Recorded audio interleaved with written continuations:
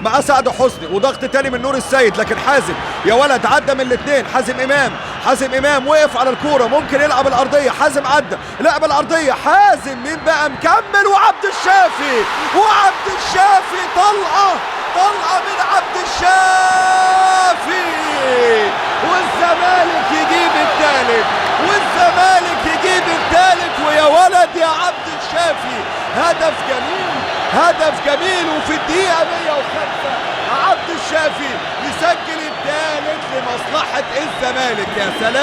يا سلام على الهدف، يا سلام على التحرك، ورجل عبد الشافي الشمال أخيرا بقى بتنطق. هو عامل مباراة ممتازة وعامل أداء ممتاز وهدف جميل جدا من الممتاز محمد عبد الشافي. اهو ما ترجعش، كابتن حسن شحاتة بيقول له ما ترجعش.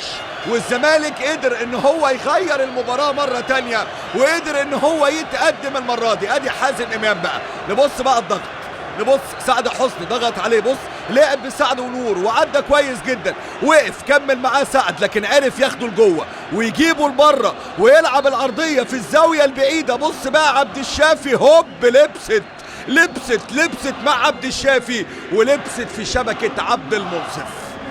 الهدف الثالث للزمالك.